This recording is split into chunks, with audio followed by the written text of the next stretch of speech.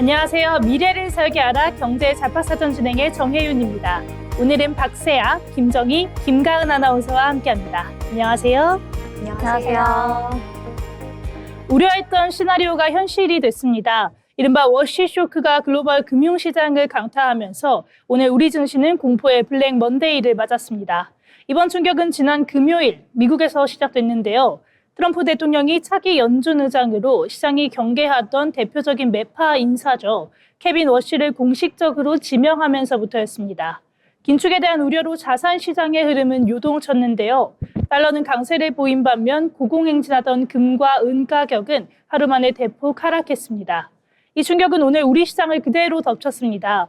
코스피 5천선은 장중에 힘없이 무너졌고 작년 11월 이후 처음으로 매도 사이드카까지 발동됐는데요. 수급을 보면 외국인과 기관의 매도세가 거셌습니다. 반면 개인 투자자들은 홀로 순매수하며 지수 방어에 나섰는데요. 하지만 대형주들의 약세를 막기에는 역부족이었습니다. SK하이닉스가 8% 넘게 급락했고 환율은 1,460원 선까지 치솟으면서 불안감을 키우고 있습니다.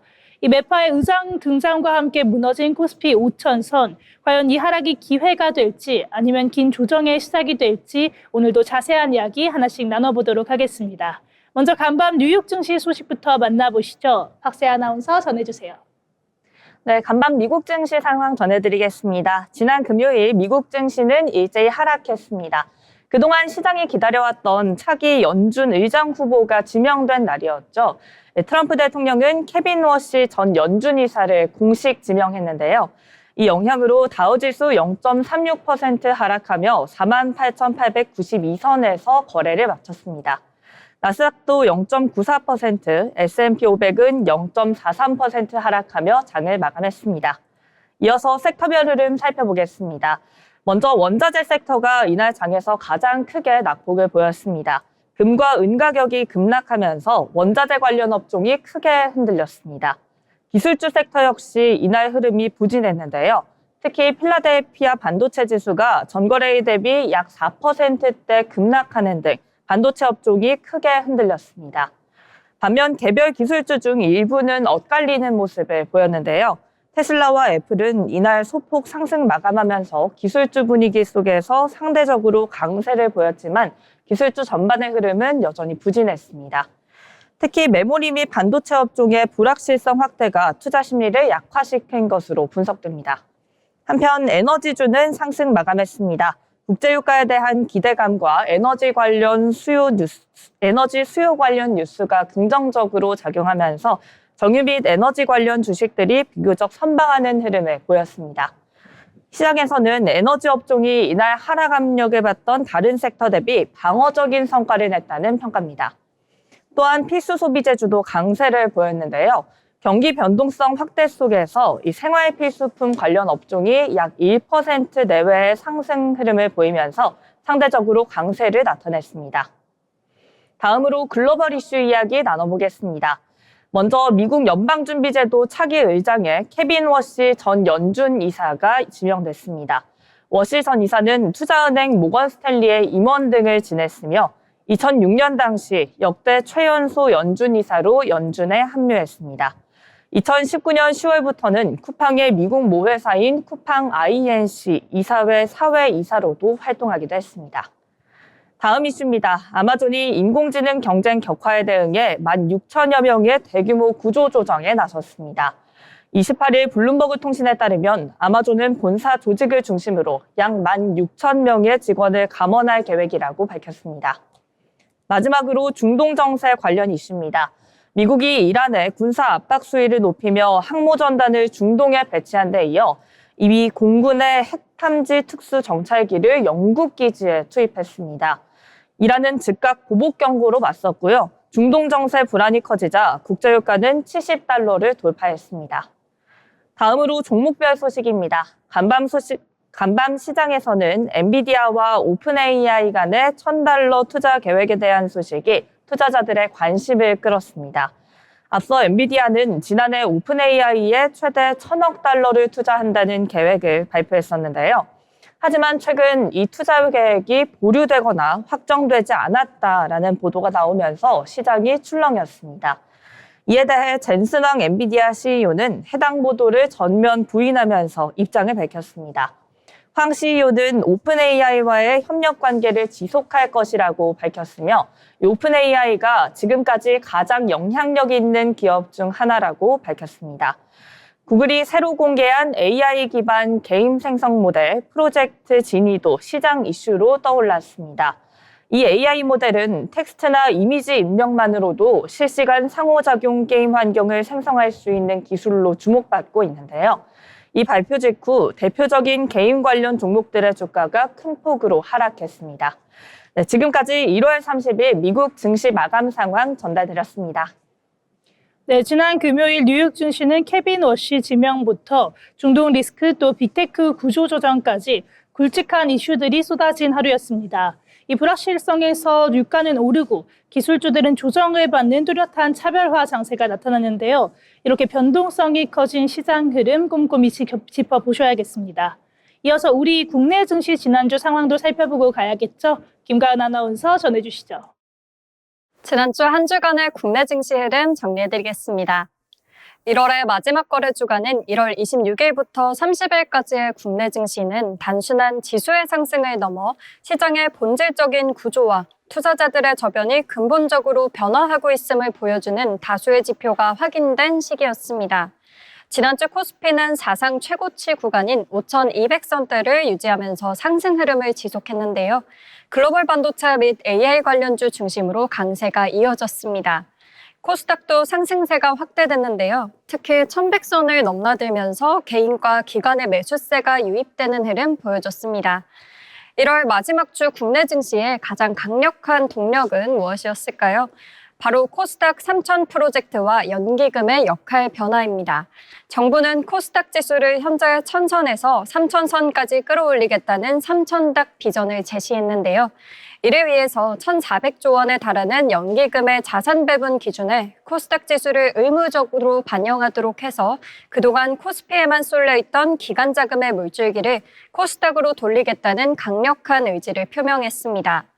이는 코스닥 시장의 고질적인 문제였던 수급의 불균형과 변동성을 완화하고 시가총액 상위의 혁신 기업들이 장기적인 투자 자금을 확보할 수 있는 토대를 마련할 것으로 기대됩니다.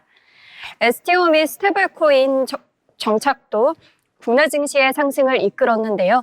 디지털 자산 인프라를 활용한 자금 조달 경로 확대도 가시화되고 있습니다.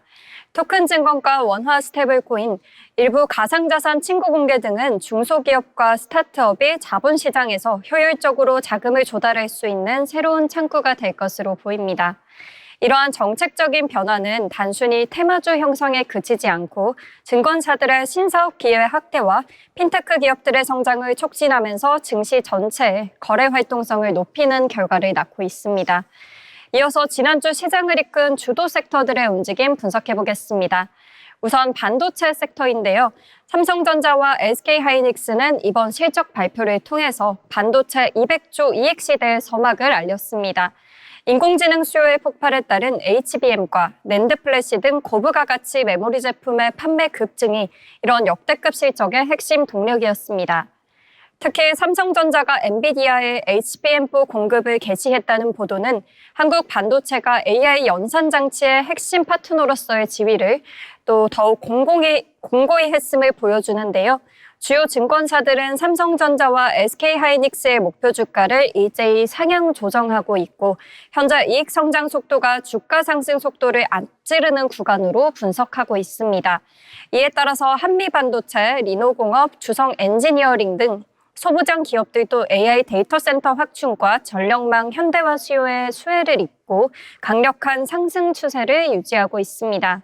코스닥 시장에서는 시가총액 상위 종목들이 지수 상승을 견인하는 선순환 구조가 나타났습니다. 에코프로와 에코프로 BM은 외국인과 기관의 집중 매수세에 힘입어 코스닥 시장의 지지대 역할을 수행했는데요. 전고체, 배터리 등 차세대 기술에 대한 기대감이 다시 부각되면서 섹터 전반의 밸류에이션 재평가가 진행 중입니다. 또 레인보 로보틱스가 26일 상한가를 기록하면서 로봇 섹터의 열풍을 주도했습니다. 감속기, 액추에이터 등 핵심 구동계 부품 기업들에 대한 투자 아이디어가 실질적인 매출 발생과 연결되면서 테마에서 산업으로 전환되는 국면에 진입했습니다. 알테오젠, ABL 바이오 등 플랫폼 기술을 보유한 바이오 기업들이 시장의 주목을 받기도 했는데요. 비록 이 30일 ABL 바이오의 개별 악재로 조정이 있었지만 글로벌 기술 수출 모멘텀이 살아있는 만큼 눌림목 구간에서의 저가 매수세 유입이 기대됩니다. 이번 2월의 국내 증시는 1월의 강력한 상승 에너지를 바탕으로 한 번 더 고점을 높이려는 시도와 또 누적된 차익 실현 욕구 간의 치열한 공방전이 예상되는데요. 긍정적인 면에서는 100조 원을 넘어선 고객 예탁금과 정부의 강력한 증시 부양 의지가 하방을 지지할 것으로 보입니다. 또한 반도체 실적 상향 사이클이 이제 막 본격화됐다는 점도 든든한 버팀목인데요. 반면 리스크 요인으로는 30조 원에 육박하는 신용 잔고가 변동성 확대 시 투매를 유발할 수 있다는 점과 중동발 인플레이션 압박이 연준의 금리 인하 시점을 늦출 수 있다는 우려가 있겠습니다. 결론적으로 2026년 1월 마지막 주가 보여준 한국 증시의 모습은 코리아 디스카운트 해소를 넘어서 코리아 프리미엄 시대로 나아가는 서막이었습니다. 압도적인 유동성 그리고 정책적인 의지가 삼위일체를 이룬 현재의 장세에서 투자자들은 일시적인 조정에 흔들리기보다는 큰 흐름에 몸을 싣고 가는 그런 지혜가 필요해 보입니다. 5일 이동평균선 이탈 여부를 리스크 관리의 기준으로 삼되 실적 성장이 담보된 종목에 대해서는 조정 시마다 비중을 확대하는 농부 매매의 자세가 그 어느 때보다 유효한 시점이겠습니다. 지금까지 지난주 국내 증시 흐름 그리고 이번 주 증시 전망 짚어봤습니다. 네, 지난주 우리 증시는 반도체와 로봇 등 주도주의 활약 속에서 사상 최고치를 경신했습니다. 이 또한 연계금의 코스닥 비중 확대 같은 정책적 지원과 풍부한 유동성이 지수 상승을 뒷받침해줬는데요. 다만 오늘 시장의 상황처럼 대외적인 변수와 가격 부담에 따른 변동성 우려도 있는 만큼 2월에는 포트폴리오를 한번 점검하시는 것도 필요하실 것 같습니다. 저희 경제잡화사전에서 알찬 내용들 잘 전해드릴 테니까요. 투자 판단에 참고해 보시면 좋겠습니다. 그럼 이어서 오늘 우리 시장에서 주목받을 만한 뉴스들도 함께 알아봐야겠죠? 김정희 아나운서 전해주시죠. 네, 먼저 낸드플래시 시장 급반전 소식부터 전해드리겠습니다. 스마트폰과 서버 그리고 SSDSA는 데이터 저장용 반도체, 이 낸드플래시 시장이 1년 만에 급격한 반등에 나섰습니다. 지난해 상반기까지의 불황을 딛고 급반등에 나선 건데요. 최근에는 오히려 공급 부족에 품귀 현상까지 도래하고 있다고 합니다. 지난해 낸드 가격이 크게 떨어지자 제조사들은 설비 투자와 생산 능력을 줄였는데 그 사이 AI 서비스 확대로 수요가 급증하면서 공급이 이를 따라가지 못한 겁니다. 삼성전자와 SK하이닉스 지난해 4분기 실적 발표에서 올해 낸드 가격의 가파른 상승세를 전망하기도 했는데요. 실제로 SK하이닉스의 낸드 평균 판매 단가는 지난해 4분기 대비 30% 넘게 올랐고 삼성전자 그리고 약 20% 상승했습니다. 시장 전망도 굉장히 밝습니다. JP모건은 AI 추론 수요 증가와 제조사들의 보수적인 설비 투자 기조가 맞물리며 낸드 시장이 구조적 성장 국면에 진입했다는 분석도 나오고 있고요. 또 향후 2, 3년간 강력한 가격 상승 사이클이 이어질 것이라는 전망도 함께 나오고 있습니다. 또 이런 가운데 키옥시아와 샌디스크 등 주요 낸드 업체 주가도 급등하고 있고요. 차세대 AI 가속기에 대용량 SSD를 탑재하기로 한 엔비디아 역시 이 낸드 시장의 핵심 수요처로 떠오르고 있습니다. 다음은 산업용 전기요금 체계 개편 소식입니다. 올해 1분기 중 저녁과 밤 시간대의 전기요금은 올리고 반대로 낮 시간대 요금은 낮추겠다는 이 산업용 전기요금 개편 추진 중이라는 건데요. 기후에너지환경부는 에너지 전환 분야 업무 계획을 통해 현재 밤 시간대에 상대적으로 싼 산업용 전기요금을 인상하고 낮 시간대 요금은 인하하겠다고 밝혔습니다. 현재는 밤 시간대 요금이 낮보다 35%에서 50%가량 저렴한데요. 이 수요가 밤에 집중되는 구조죠. 따라서 정부는 요금 체계를 바꿔서 하면서 낮 시간대 수요를 분산시키고 태양광 발전 등 재생에너지 확대 정책에 산업계가 대응하도록 유도하겠다는 방침을 보이고 있습니다. 계속해서 LNG와 수소 발전 정책을 둘러싼 에너지 업계 동향도 함께 살펴보시죠. 정부가 대형 신규 원전 2기를 계획대로 건설하면서 에너지 업계 관심은 LNG와 수소 발전 정책으로 이어가고 있습니다. 다만 LNG 열병합과 또 청정수소 발전 입찰은 사실상 중단되어 있죠. 그래서 정책의 구체적 방향성이 아직은 뚜렷하지 않다. 또 이에 따라서 기업들의 사업 차질 우려 또한 나오고 있는 상황입니다. 정부는 2030년대 초반 전력 수요를 충당하기 위해 LNG 열병합 발전을 활용하겠다고 밝혔지만 본 입찰 일정은 아직 명확하게 제시되지 않았고 또 청정수소 발전 역시 지난해 입찰이 취소된 이후 또 명확한 재공고 일정 또한 불투명한 상황입니다.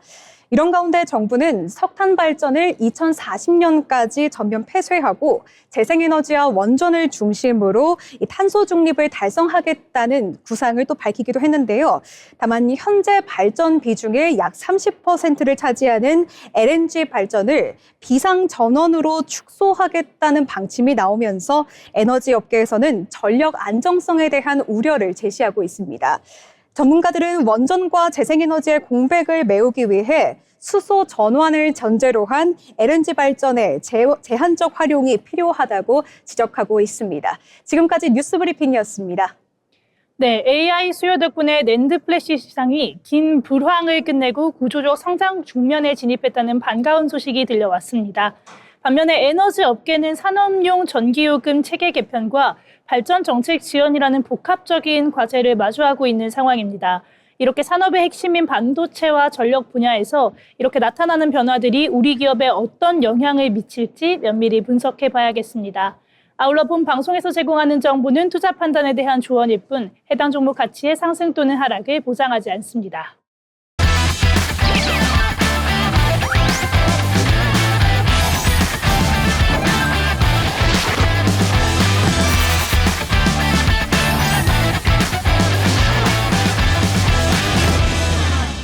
네, 이번 시간은 부자가 되고 싶은 아나운서들이 모여 주식 이야기, 경제 이야기 나눠보는 돈의 맛 시간입니다. 먼저 오늘 마감한 국내 증시 상황부터 알아보려고 하는데요. 김가은 아나운서 전해주시죠. 2월 2일 국내 증시 마감 시황 전해드립니다. 오늘 코스피가 5% 넘게 폭락하면서 오후 12시 31분 한국거래소가 매도 사이드카를 발동했는데요. 도널드 트럼프 미국 대통령이 차기 연방준비제도 의장 후보로 케빈 워시 전 연준 이사를 지명하면서 위험 자산에 대한 투자 심리가 얼어붙은 여파로 보였습니다. 코스피 오늘 5.2% 급락하면서 4,949선에 장 마감했습니다. 오늘 유가증권 시장에서 개인이 4조 5천억 넘게 사들였지만 외국인과 기관이 각각 2조 넘게 매도하면서 상승분을 반납했는데요. 코스닥도 4.44% 내린 1,098선의 거래를 마쳤습니다.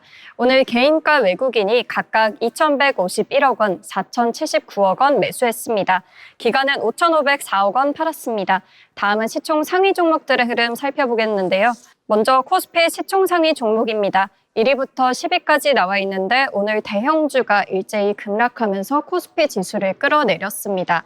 삼성전자 6% 넘게 하락하면서 15만 400원의 거래를 마쳤습니다. SK하이닉스 9% 가까운 큰 낙폭 보여주면서 83만 원에 장 마감했습니다. 현대차도 4.4% 떨어진 47만 8천 원의 거래를 마쳤는데요. LG에너지솔루션 4.52% 하락하면서 38만 원의 종가 기록했고요. SK스퀘어 11% 넘게 떨어지면서 50만 5천 원의 거래를 마쳤습니다. 다음은 코스닥 시총 상위 종목들의 흐름입니다. 알테오젠 4.6% 하락한 39만 4천 원에 장 마감했습니다. 에코프로비엠은 8% 가까이 떨어진 21만 4,500원의 거래를 마쳤는데요. 레인보 로보틱스, 코오롱 티슈진 모두 2%대 하락 보여주면서 각각 71만 2천 원, 10만 2,900원의 종가 기록했습니다. LB바이오는 오늘 강보합권에서 움직이면서 19만 8,300원의 거래를 마쳤습니다. 지금까지 국내 증시 마감 시황이었습니다.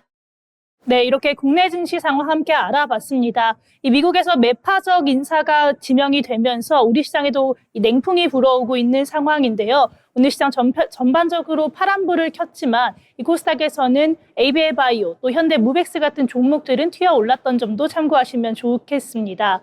다만 전문가들은 페드 통화 정책에 대한 불확실성이 단기적으로 금융시장의 변동성은 유발할 수 있지만 과도한 우려는 잦아들 것으로 예상하고 있으니까요. 이 부분도 참고해 보시면 좋을 것 같습니다. 이럼에도 불구하고 오늘 시장에서 주목을 받았던 종목들이 있었습니다. 오늘은 어떤 종목들이 시장을 반짝반짝 빛내줬을지 함께 알아보려고 하는데요. 박세아 아나운서, 오늘은 어떤 이야기 나눠볼까요? 네, 오늘의 특징주 첫 번째는 부동산 개발호재 상한가로 직행했던 종목이죠. 삼표시멘트입니다.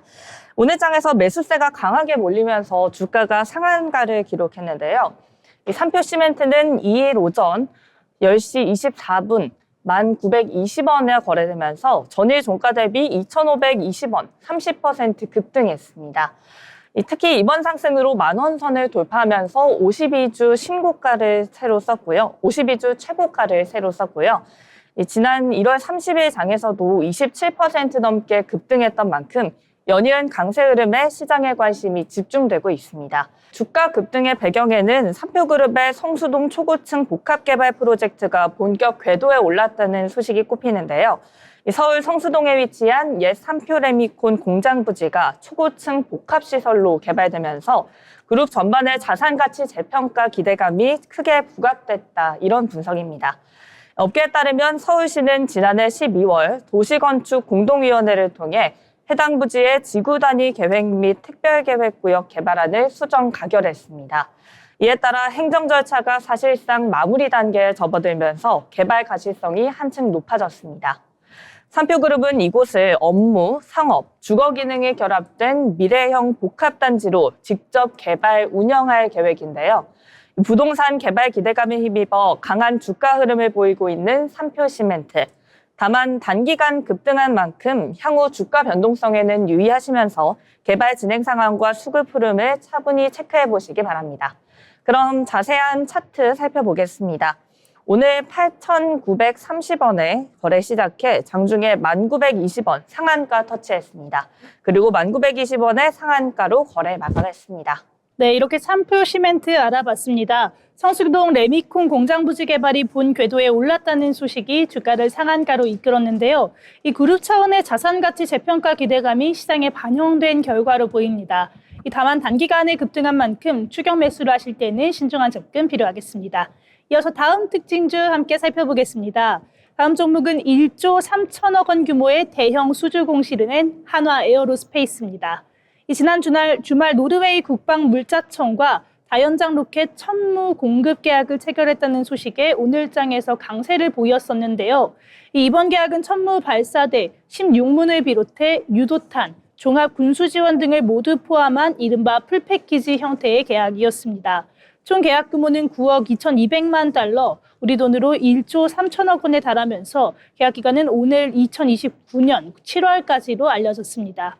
이 업계에서는 이번 계약을 두고 정부와 기업이 함께 나선 원팀 방산 외교의 성과로 평가하고 있습니다. 미국과 유럽의 유력 방산 기업들과의 경쟁 속에서 수주에 성공하면서 유럽 시장 내 입지와 추가 수출 가능성을 동시에 확인했다는 분석입니다. 증권가에서는 제품 포트폴리오 다변화에 주목하고 있는데요. 한국투자증권은 기존 주력인 K9 자주포와 장갑차 레드백에 이어서 천무까지 가세하면서 수출 라인업이 한층 탄탄해졌다고 평가했습니다. 특히 2026년 기준 수출 파이프라인이 38조 원을 상회할 것으로 추정된다면서 해외 방산 매출 비중 확대에 따른 구조적인 실적 개선 흐름이 이어질 것으로 평가하고 있습니다. 이렇게 유럽 시장을 넘어서 글로벌 방산 강자로 도약하고 있는 한화 에어로스페이스인데요. 과연 이 상승세가 어디까지 갈지 함께 지켜보시죠. 그럼 다음 특징주도 함께 만나보겠습니다. 김정희 아나운서, 어떤 종목일까요? 네, 계속해서 보실 특징주 신도리코입니다. 상속 증여세 과세 기준을 둘러싼 논의가 다시 불거지면서 이른바 상속주로 불리는 신도리코가 오늘 시장에서 급등세를 보였습니다. 시장에서는 주가 순자산 비율, 즉 PBR이 낮은 종목을 중심으로 상속 증여세 제도 변화에 대한 기대감이 반영되며 관련 종목 전반에 투자 자금이 유입되는 모습을 보였는데요. 신도리코 역시 저 PBR 상속주로 분류되면서 이 같은 수혜 기대가 주가에 반영됐습니다.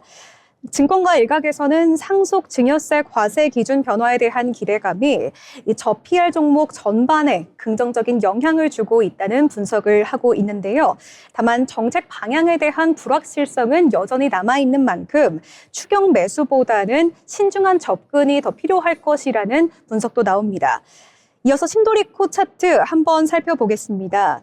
전일 대비 0.63% 하락했던 47,300원의 거래를 시작을 했지만 장중에는 상한가인 61,300원까지 치솟기도 하면서 오늘 11.34% 오른 53,000원으로 거래를 마쳤습니다.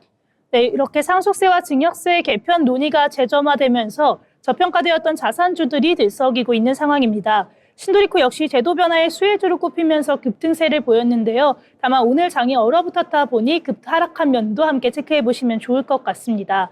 또한 아직 구체적인 정책이 확정된 건 아니기 때문에 막연한 기대감으로 매수하시는 것은 유의하시는 게 좋을 것 같습니다. 계속해서 다음 특징주 함께 만나보시죠. 박세아 아나운서 어떤 종목일까요? 네, 이번 종목은 은가격 급락 여파에 약세를 보이고 있는 고려아연입니다. 저희가 지난주 은가 급등과 함께 관련주로 소개해드렸던 종목인데요. 오늘은 분위기가 완전히 달라졌습니다. 이일 한국거래소에 따르면 고려아연은 오전 11시 2분 기준 167만 원에 거래되며 전거래일 대비 11.36% 급락한 모습입니다. 이 주가 하락의 직접적인 배경은 국제 은가격의 급락인데요. 은가격은 도널드 트럼프 미국 대통령이 매파 성향으로 분류되는 케빈 워시 전 연준이사를 차기 연방준비제도 의장으로 지명한 이후 급락세를 보였습니다. 워시 후보자가 통화 긴축과 유동성 축소에 나설 수 있다, 이런 우려가 커지자 은 현물 가격이 전장 대비 무려 30% 넘게 급락하고 온스당 78달러 선까지 밀려났습니다. 지난주 은값 급등 국면에서 단기 급등했던 만큼 오늘은 차익 실현 매물까지 겹치면서 하락폭이 더 커진 것으로 보여집니다. 차트 한번 살펴보겠습니다. 오늘 180만 원에 거래 시작해서요. 장중에는 163만 원까지 하락했다가 165만 3천 원에 거래 마감했습니다. 네, 이렇게 함께 고려아연에 대해서도 알아봤는데요. 이른바 워시 쇼크가 원자재 시장을 강타하고 있습니다. 이 유동성 축소에 대한 공포가 은가격을 끌어내리고 또 투자 심리도 급격하게 얼어붙으면서 관련주들 약세를 면치 못하고 있는 모습입니다. 언제까지 이 흔들림이 이어질지 지켜봐야 할 것 같습니다. 그럼 마지막 특징주도 함께 알아보시죠. 역시나 우리 코스피 대장주죠. 삼성전자와 SK하이닉스 살펴보겠습니다. 두 종목 모두 오늘 장에서 약세를 보이면서 하락 마감했는데요. 오늘 장의 하락 이유 역시나 이 미국발 sak풍 때문입니다. 지난 주말 미국 증시의 기술주 변동성이 확대되면서 필라델피아 반도체 지수도 하락했죠. 이 영향이 국내 반도체 업계에도 매도세가 출회된 영향을 함께 미쳤는데요. 특히 필라델피아 반도체 지수가 4% 가까이 급락한 점이 투자 심리를 위축시킨 것으로 보입니다. 이 시장의 우려를 키운 건 주요 빅테크 기업의 AI 수익성 문제였습니다. 마이크로소프트가 올해 1,000억 달러가 넘는 대규모 자본 지출을 예고했음에도 불구하고 이 클라우드 사업의 성장 둔화가 확인되자 투자 효율성에 대한 의구심이 제기된 건데요. 여기에 경제 환경도 부담 요인으로 작용하고 있습니다. 이 트럼프 대통령의 매파 성향 케빈 워시 지명 사건과 함께 추가 금리 인하에 대한 시장의 기대감이 축소된 것으로 보입니다. 이는 밸류에이션 부담이 높은 기술주에는 부정적인 영향을 미친다는 점도 체크해 보시면 좋을 것 같고요. 또한 결국 대내외 악재 속에서 삼성전자는 오늘 6.29% 밀린 15만 400원으로 SK하이닉스는 8.69% 밀린 83만 원으로 각각 거래를 마쳤습니다. 이렇게 미국 기술주발 변동성이 국내 증시에 직접적인 영향을 미치고 있는 만큼 당분간은 보수적인 관점에서의 대응도 필요할 것 같습니다. 이렇게 오늘 주목받았던 특징주들 함께 만나봤는데요. 저희가 전해드리는 내용들 참고하셔서 투자 포트폴리오 구성할 때 참고하시면 좋을 것 같습니다. 이어서 시장의 트렌드를 알아보는 마켓 트렌드 시간입니다. 염지연 아나운서 전해주시죠. 네, 마켓 트렌드입니다. 요즘 AI 기업들이 실적 발표 때마다 언급하는 단어가 있는데요. 바로 카펙스입니다. AI 투자에서는 중요한 개념인 건 맞는 것 같은데 대체 무엇이길래 그로 인해 기업의 주가가 하루아침에 오르락내리락 하는지 궁금하지 않으셨나요? 이번 시간에는 카펙스의 정의부터 투자 시에 어떻게 활용하면 좋을지까지 함께 알아보도록 하겠습니다. 이 카펙스는 자본적 지출, 즉 기업이 미래를 위해 투자하는 비용을 말합니다. 공장을 새로 짓거나 기계 설비를 구입하거나 데이터 센터나 AI 서버처럼 고정 자산을 구축하는 데 쓰이는 돈이 여기에 해당되는 건데요. 이러한 지출은 기업의 생산 능력을 높이는 데 직접 연결되기 때문에 회계상 자산으로 분류됩니다. 자산으로 인식된 카펙스는 해당 자산의 예상 사용 기간 동안에 걸쳐 점진적으로 비용 처리되는데 이 과정을 감가상각이라고 합니다. 감가상각은 현금이 실제로 지출되는 시점과 비용을 회계에 반영하는 시점을 나누는 역할을 하는데요. AI 열풍이 거세지면서 데이터 센터와 반도체 인프라가 기업의 핵심 자산으로 부상되고 있습니다. AI를 학습시키고 구동하려면 엔비디아의 GPU와 같은 고성능 칩과 이를 뒷받침하는 대규모 데이터 센터, 안정적인 전력 공급이 필수인데요. 여기에 더해 AI 기술을 이끌 인재 확보 경쟁도 치열하죠. 이 모든 영역에 걸쳐 전 세계적으로 막대한 투자가 이뤄지고 있는 상황입니다. 이런 상황에서 기업들이 발표하는 카펙스, 즉 자본적 지출 규모는 단순한 지표 이상입니다. 단기적으로는 큰 돈이 나가는 부담처럼 보이지만 장기적으로는 기업의 경쟁력과 성장 가능성을 보여주는 투자기도 하죠. 카펙스는 기업이 미래에 대비하고 있다는 신호가 될 수 있지만 한편으론 과잉 투자에 대한 우려를 낳기도 합니다. 막대한 설비 투자는 자칫하면 재무 부담으로 이어질 수 있기 때문입니다. 현금 흐름을 초과하는 투자는 부채 비율을 높이고 이익이 이를 따라가지 못하면 투자자들의 불신으로 이어지죠.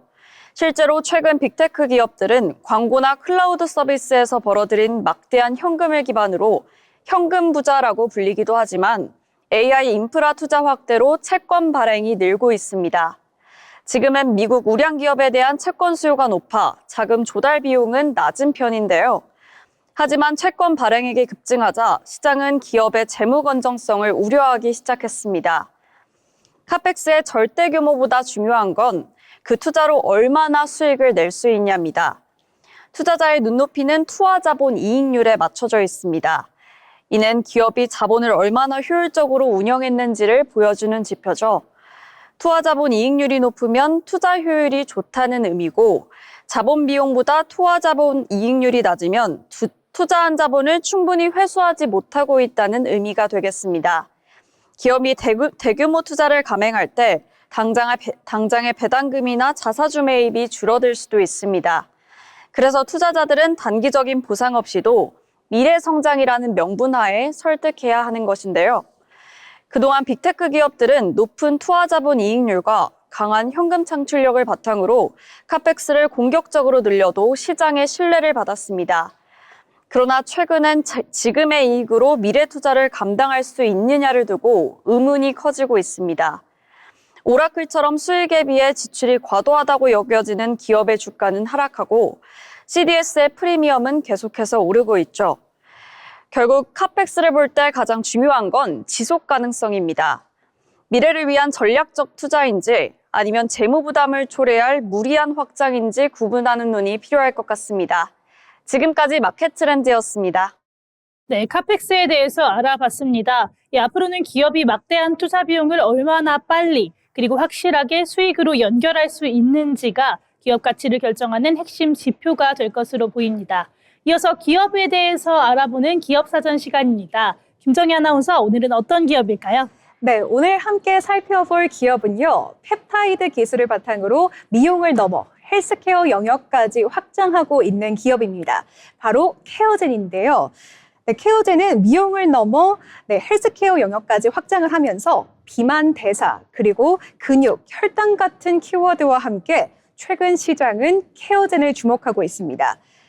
케어젠은 생체 모방 펩타이드 기반 바이오 기업입니다. 즉 우리 몸에서 생체 신호를 모방해서 펩타이드 기술을 적용한 다음에 제품을 개발하고 제조와 글로벌 판매까지 확장하는 구조를 갖춘 기업인데요. 사업 영역은 크게 의료 미용 의료기기, 코스메티컬, 그리고 건강기능식품 이렇게 세 가지로 볼 수 있습니다. 특히 케어젠은 국내보다 해외 매출 비중이 높다는 점에서 기존의 바이오 기업들과 약간은 결이 다르다라고 볼 수 있는데요. 케어젠의 경우 이 기존 캐시카우, 즉 안정적으로 매출을 내고 또 이익을 가져다 주는 영역은 바로 의료 미용과 코스메티컬이었습니다. 의료 미용 부문에서는 펩타이드 기반 필러 제품을 중심으로 글로벌 시장에서 유통을 지속적으로 확대해 왔고요. 그리고 코스메티컬 부문에서는 피부, 두피, 그리고 헤어를 아우르는 펩타이드 적용 제품들이 다양한 해외 병원과 그리고 다양한 채널을 통해서 공급해 오며 수익 창출을 해 왔습니다. 이 사업들의 공통점은 바로 하나입니다. 고마진. 그리고 또 빠른 상용화가 가능하다는 점이죠. 이러한 기반 위에서 케어젠은 또 새로운 방향을 제시를 하고 있습니다. 바로 헬스케어 확장 전략인데요. 이 코글루타이드, 마이오키, 그리고 프로지스테롤 같은 이 펩타이드 기반 기능성 원료들이 시장에서 언급되고 있습니다. 이 제품들의 공통점은 의약품이 아니라 건강기능식품의 원료라는 점인데요. 케어젠은 이 제품들을 신약 개발 트랙이 아닌 미국 FDA 신규 건강기능식품 원료, 즉 NDI 등재를 통해서 상용화하고 있습니다. 그 대표적인 제품이 바로 체중과 대사 관리에 활용되는 펩타이드 원료, 바로 코글루타이드입니다. 이 코글루타이드는 실제로 미국 FDA, NDI 등재 소식이 전해지면서 시장의 관심을 한몸에 받기도 했습니다. 언론이 케이젠을 주목하는 이유는 크게 두 가지입니다. 먼저 속도죠. 임상과 허가까지 오랜 시간이 걸리는 신약 개발에 비해서 건강기능식품은 상대적으로 진입 속도가 빠르다고 할 수 있기 때문입니다. 다음은 글로벌 계약인데요. 최근 보도에 따르면 케어젠은 브라질과 중국 등과 펩타이드 건강기능식품 공급 계약을 실제로 체결을 했고 일부 국가에서는 올해부터 유통이 시작될 거라는 분석도 있습니다. 이 때문에 시장에서는 기존의 미용 중심 기업이 글로벌 헬스케어 소비 시장으로 외연을 넓혀가고 있다라고 분석을 하고 있습니다. 이러한 흐름 속에서 케어젠의 행보를 좀 더 입체적으로 바라볼 필요가 있을 것 같은데요. 먼저 해외 공급 계약이 실제 매출로 얼마나 빠르게 이어질까입니다.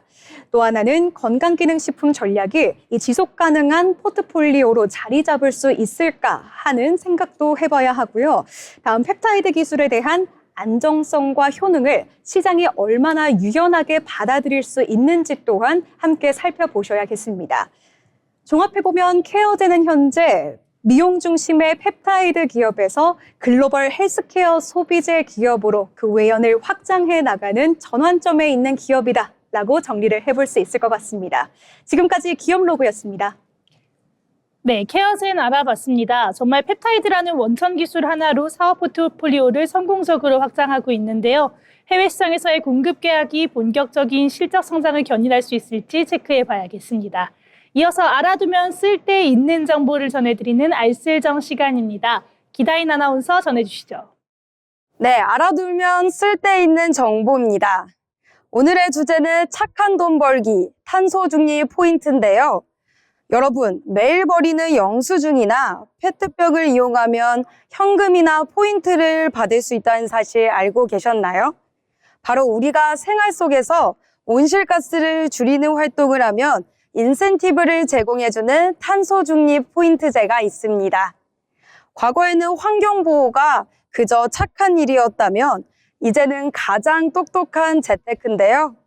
올해부터 혜택이 대폭 강화된 탄소 중립 포인트 활용법 3가지 짚어드리겠습니다. 첫 번째는 새로운 포인트 적립입니다. 그동안 포인트가 언제 들어오나 답답하셨죠? 이제는 아닙니다. 2026년부터 네이버페이, 카카오페이 등 주요 결제 앱과 연동돼 텀블러를 쓰거나 전자 영수증을 받는 즉시 포인트가 적립되고 바로 현금처럼 결제에 사용할 수 있습니다. 전처럼 나중에 주겠지가 아니라 지금 내 통장에 바로 꽂히는 현금화가 가능하게 된 거죠. 방법은 탄소 중립 포인트 누리집에서 직접 가입하시거나 자주 쓰는 결제 앱 설정에서 탄소 중립 포인트 연동 버튼만 꾹 눌러주시면 됩니다. 두 번째는 새롭게 추가된 재활용 가산점입니다. 이제는 나무 심기, 장바구니 이용, 재생원료 사용 제품 구매 등을 하고 앱으로 인증하면 포인트가 쌓입니다. 또한 올해부터는 재활용 인증 가점이 상향됐는데요. 특히 고품질 재활용품 배출이 100원에서 300원으로 단가가 상향으로 조정됐습니다. 더불어 연간 최대 7만 원까지 현금으로 돌려받을 수 있습니다. 귀찮았던 분리수거를 하러 가는 길이 이제는 즐거운 수익 활동이 되는 셈이겠죠? 세 번째는 친환경 소비입니다. 제품 패키지에 있는 저탄소 인증이나 친환경 마크를 한 번씩 보신 적 있으실 텐데요. 편의점이나 마트에서 이 인증 마크가 있는 제품들을 고르기만 해도 결제 금액의 일부가 자동으로 적립됩니다. 또한 여기에 다회용기에 음식을 담는 용기 내 챌린지까지 합쳐진다면 1회에 500원씩 추가 인센티브까지 받으실 수 있습니다. 지구를 생각하는 소비가 내 가계부도 찌운다는 사실 꼭 기억하시길 바랍니다. 재테크는 멀리서 찾지 않으셔도 됩니다. 오늘 카페에서 텀블러를 쓰고 전자 영수증을 받는 작은 행동이 여러분의 자산을 쌓는 첫걸음인데요. 장 보러 가실 때 친환경 마크가 붙은 제품 하나를 골라보며 탄소 중립 포인트를 인용해 지구도 지키고 돈도 버는 기쁨을 느껴보시는 건 어떨까요? 지금까지 알아두면 쓸데있는 정보였습니다. 네, 탄소 중립 포인트로 우리 연간 최대 7만 원까지 돌려받을 수 있게 됐습니다. 단순히 환경을 생각하는 차원을 넘어서 실질적인 재테크 수단이 됐는데요. 달라진 혜택과 적립 방식들 잘 확인하셔서 환경과 가게 살림을 동시에 챙기시면 좋겠습니다. 그럼 이번 시간은 증권사에서 발간한 리포트를 알기 쉽게 알려드리는 투자 리포트 시간입니다. 세아 아나운서, 오늘은 어떤 내용일까요? 네, 오늘은 서울 옥션에 대해서 한번 알아보겠습니다. 이 미술품 거래 시장의 대표 주자죠. 하나증권의 리포트로 살펴보겠습니다. 먼저 어떤 기업인지부터 살펴보겠습니다. 서울 옥션은 국내 미술품 경매 시장에서 K옥션과 함께 시장 점유율 약 90%를 차지하는 업계 1위 기업이죠. 오랜 업력을 바탕으로 작품성이 높은 미술품을 선별해 확보하는 독보적인 소싱 경쟁력을 갖추고 있습니다. 먼저 서울 옥션의 현재 사업 구조부터 살펴보겠습니다. 3분기 누적 기준으로 매출액은 157억 원, 영업 손실은 23억 원을 기록했는데요. 아직 실적 자체는 회복 국면이라고 볼 수 있겠습니다.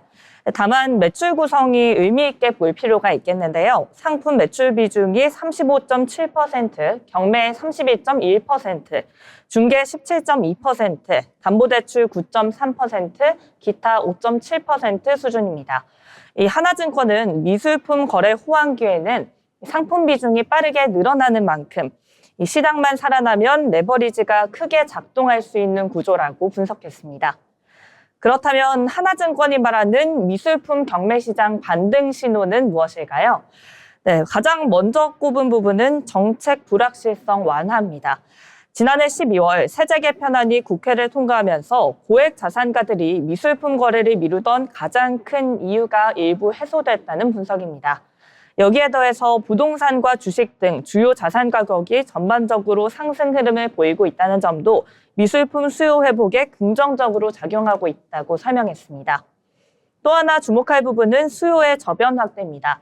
최근 아트페어 관람객 수가 눈에 띄게 늘고 있는데요.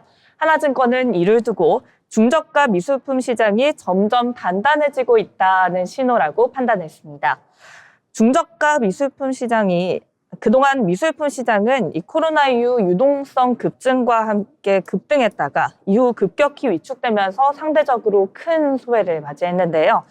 이제는 실물 소비 회복 국면과 맞물려서 서서히 정상화 단계에 진입하고 있다는 분석입니다.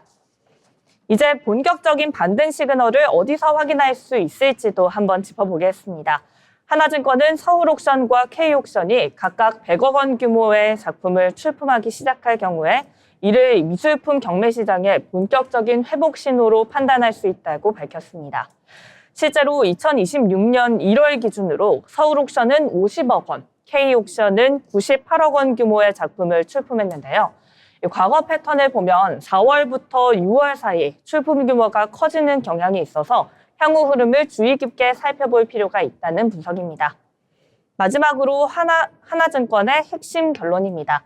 서울옥션은 미술품 경매 시장 관련 실적이 이미 바닥을 통과했다고 판단하고 있으며 주가 역시 곧 상승 국면에 진입할 가능성이 높다고 분석했습니다.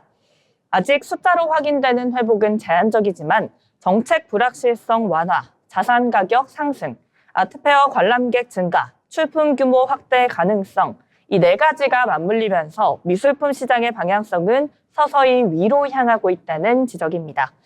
이 미술품 거래 시장의 대장주 서울옥션, 조용히 바닥을 다지고 있는 만큼 시장 반등의 초입에서 관심을 가져볼 만한 종목으로 기대됩니다. 네, 이렇게 서울 옥션과 관련된 리포트 함께 알아봤습니다. 이 당장의 실적은 적자지만 시장을 짓누르고 있던 세금 이슈가 해결됐다는 점이 긍정적으로 보이는데요.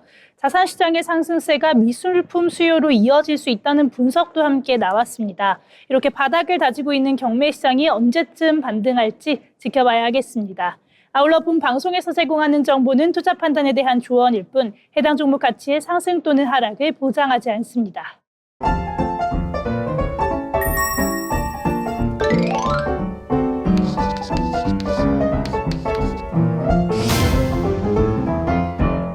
네, 2월의 첫날 오늘 방송을 마칠 시간이 벌써 다가왔는데요. 오늘 시장을 한 줄로 요약해 보도록 하겠습니다. 세아 아나운서 오늘 어떻게 얘기해 볼까요?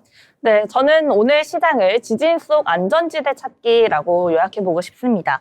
이 워시쇼크로 시장이 굉장히 혼란한 상황이죠. 이런 상황 속에서 손해를 최소화하기 위해 일명 안전지대를 찾는 것이 중요합니다. 그래서 더욱더 세심한 분석 그리고 더 이 펀더멘탈에 기반한 투자가 중요하지 않을까라는 생각을 하게 됐습니다. 네, 좋습니다. 안전지대를 찾아라. 맞는 말씀인 것 같습니다. 그럼 우리 정희 아나운서는 어떻게 이야기해 볼까요? 네, 저는 전략 구성을 위한 전환점이다. 이렇게 말씀을 드리고 싶습니다. 이 국내외 시장이 예측 불가한 흐름 속에서 다소 불안정한 흐름을 보였는데요. 그중에서도 이슈별 섹터가 눈에 띈 부분이 있었습니다. 따라서 이 시점을 바탕으로 안정적인 포트폴리오 구축하시면 좋을 것 같다는 생각이 들었습니다. 네, 맞습니다. 이 시점에 안정적인 포트폴리오 한번 점검해 보시는 것도 중요할 것 같습니다. 저는 이렇게 한번 이야기해 보려고 합니다. 매파 효과, 이렇게 이야기해 보려고 하는데요. 나비 효과가 아닌 이 매파 효과로 인해서 우리 시장뿐만 아니라 아시아 증시 주요국들도 전체적으로 하락하는 모습이었습니다. 이 원자재 역시나 패닉 셀링 속에서 크게 밀리는 모습이었는데 다만 이 흐름이 길지는 않을 것 같다라는 전문가들의 의견도 있으니까요. 이 부분도 참고해 보시면 좋을 것 같습니다. 네, 오늘 저희가 준비한 내용들은 여기까지였습니다. 내일도 저희 방송 더 알찬 내용으로 함께 돌아오도록 하겠습니다. 시청해 주신 여러분 고맙습니다.